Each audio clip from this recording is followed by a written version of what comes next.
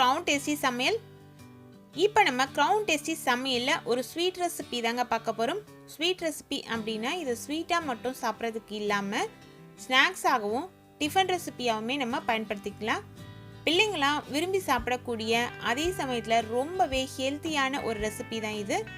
சாதாரணமாக நம்ம வீடுகளில் அப்பம் ரெசிபியெல்லாம் செய்வோம் இல்லைங்களா, ரவை அப்பம், கோதுமை அப்பம், மைதா அப்பம். அதுபோல் அதில் இன்னும் கொஞ்சம் நம்ம மாற்றம் செஞ்சுருக்கக்கூடிய ஒரு அடை ரெசிபி தான் இது. நம்ம சேனலில் ஆல்ரெடி அப்பம் ரெசிபி அப்லோட் பண்ணியிருக்கோம். டிஸ்கிரிப்ஷனில் லிங்க் தரேன், விருப்பம் இருக்கவங்க அதை பார்த்து தெரிஞ்சுக்கோங்க. இப்போ இந்த ரெசிபியை எப்படி செய்கிறது நம்ம பார்க்கலாம். இதுக்கு இது போல் நல்லா பழுத்த மஞ்சள் வாழைப்பழம் எடுத்துக்கணும். 2 வாழைப்பழம் நல்லா கட் பண்ணி எடுத்து இதில் சேர்த்துட்டு இது போல் ஒரு பீட்டர் இல்லை மேஷர் எது வச்சுருந்தாலுமே நம்ம, இல்லை ஃபோர்க் ஸ்பூன் இருந்ததுனாலுமே அதில் வச்சு அழுத்தம் கொடுத்து மசிச்சு எடுத்துக்கணும். ரொம்ப குழைவாக மசியக்கூடாது, இந்த அளவு மசிச்சாலே போதும். கை வச்சு மசிச்சிடாதீங்க, ஏன்னா இதை நம்ம வச்சு கூட சாப்பிடலாம். அதனால் கை யூஸ் பண்ணாதீங்க கலக்கிறதுக்கு. இப்போ இது நல்லா 1-2 மசிஞ்சு வந்துருச்சு. இதில் 250 கிராம் அளவு உள்ள கோதுமை மாவு சேர்க்கிறேன். நான் கோதுமை மாவு நம்ம பயன்படுத்தி செய்கிறதுனால இந்த அப்பம் ரெசிபி டேஸ்ட் நல்லா சூப்பராக இருக்கும், அதே சமயத்தில் சாஃப்டாகவும் இருக்கும். இதில் வாசனைக்காக 1/2 டேபிள் ஸ்பூன் அளவுக்கு ஏலக்காய் தூள் சேர்த்துக்கலாம். ஏலக்காய் தூள் நீங்கள் இடித்து நல்லா பவுடர் பண்ணி வச்சுருந்தீங்கன்னா அதை எடுத்து சேர்த்துக்கலாம். அதற்கு பிறகு 2 சிட்டிகை அளவு சமையல் சோடா சேர்த்துக்கணும். சமையல் சோடா சேர்த்த பிறகு இதில் கொஞ்சமாக உப்பு சேர்த்துக்கோங்க. இது எல்லாத்தையுமே சேர்த்துட்டு கலந்து விடணும். மாவு கலக்கும் பொழுது கையை எந்த காரணத்தை கொண்டும் நம்ம கை போட்டு கலக்க வேணாம், ஏன்னா இதில் வாழைப்பழம் சேர்த்துருக்கோம் இல்லைங்களா, அதனால். அதே போல் நீங்கள் கை போட்டு கலந்து யூஸ் பண்ணுறீங்க அப்படின்ற பட்சத்தில் அந்த பொருள் கெட்டு போகிறதுக்கும் சான்சஸ் இருக்குது. இதில் இனிப்புக்காக நாட்டு சர்க்கரை சேர்க்கிறேன். நான் எடுத்த இந்த மாவுக்கு கிட்டத்தட்ட ஒரு 8 டேபிள் ஸ்பூன் அளவுக்கு நாட்டு சர்க்கரை சேர்க்கிறேன். நாட்டு சர்க்கரை தான் சேர்க்கணும் அப்படிங்கிறது இல்லை, நீங்கள் வீட்டில் வெல்லம் இருந்தாலுமே நம்ம சாதாரணமாக மண்டை வெல்லம் வாங்குவோம் இல்லைங்களா, அந்த மண்டை வெல்லத்தை நல்லா துருவி எடுத்து சேர்த்துக்கலாம். அதில் கல்லெலாம் இருக்கிற மாதிரி இருந்ததுன்னா திக்காக பாகு காய்ச்சி அந்த பாகை இதில் எடுத்து சேர்த்துக்கோங்க. வெள்ளைப்பாக சேர்க்கிற மாதிரி இருந்ததுன்னா இது போல் தண்ணி சேர்க்க வேண்டிய அவசியம் இல்லை, அதில் இருக்க தண்ணியே நம்ம விட்டு கலந்துட போகிறோம். அப்படி இல்லாத பட்சத்தில் தண்ணி கொஞ்சம் கொஞ்சமாக சேர்த்து கலந்து விட்டுக்கோங்க. ஃபஸ்ட்டு இது போல் இறுக்கமாக தான் இருக்கும். அதுக்காக நம்ம ஏற்கனவே பொருட்கள்லாம் போட்டு இல்லைங்களா, அப்பொழுதே தண்ணி நிறைய சேர்த்துட்டா இந்த மாவு ரொம்ப இலகலாயிடும். ஏன்னா நம்ம வாழைப்பழம் சேர்த்துருக்கோம், இனிப்புக்காக சர்க்கரை சேர்த்துருக்கோம். இது ரெண்டுமே நீர்க்கக்கூடிய பொருள், அதாவது நீர்த்து வந்துடும் சீக்கிரமாக. அதனால தண்ணி குறைவாக கொஞ்சம் கொஞ்சமாக சேர்த்து பொறுமையாக கலந்து எடுக்கணும். ஃபஸ்ட்டு இது போல் நல்லா திக்காக தான் உங்களுக்கு கிடைக்கும், கெட்டியாக தான் இருக்கும்.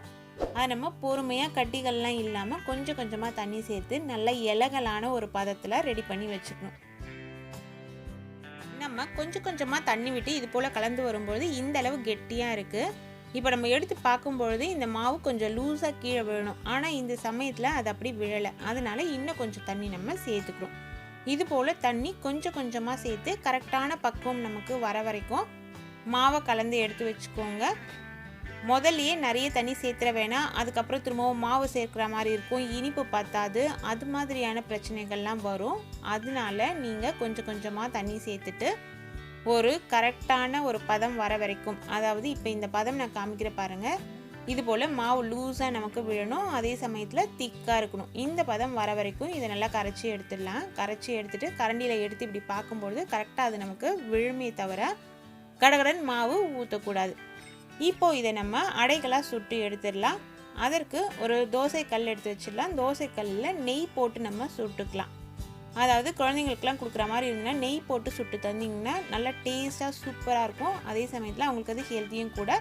அப்படி இல்லைன்னா நீங்கள் எண்ணெய் விட்டு சுட்டு எடுத்துக்கோங்க. இப்போ கல் நல்லா காஞ்சிருச்சு. இந்த கல்லில் நம்ம ஏற்கனவே மாவு கலந்து வச்சுருக்கோம் இல்லைங்களா, அதை இது போல் ஒரு பெரிய சைஸை குழிக்கரண்டி, அதாவது சாம்பார் கரண்டி அப்படின்னு வீட்டில் வச்சுருப்போம் நம்ம ஒரு அளவில், அந்த குழிக்கரண்டியில் ஒரு குழிக்கரண்டி மாவு எடுத்து இது போல் லைட்டாக வச்சுட்டு லைட்டாக அதை தடவி விட்டாலே போதும்.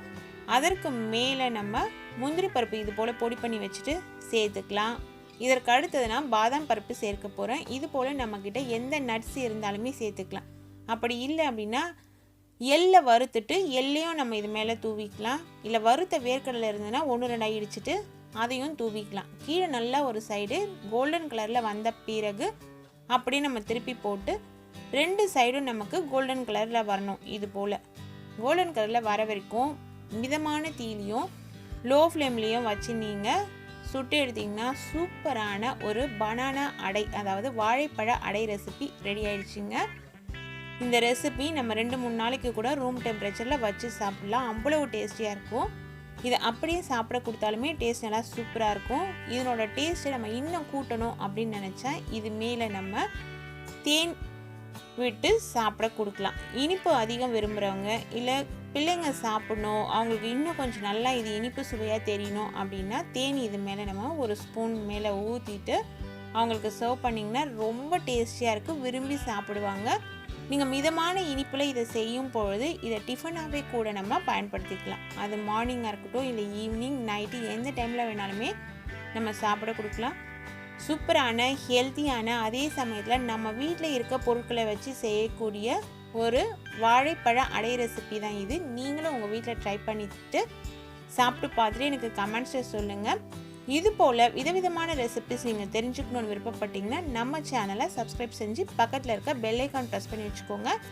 பெல் ஐக்கானில் ஆல் அப்படிங்கிற ஆப்ஷன் இருக்கும். அந்த ஆப்ஷன் நீங்கள் கிளிக் பண்ணிங்கன்னா நோட்டிஃபிகேஷன் உங்களுக்கு உடனே கிடைச்சிடும்.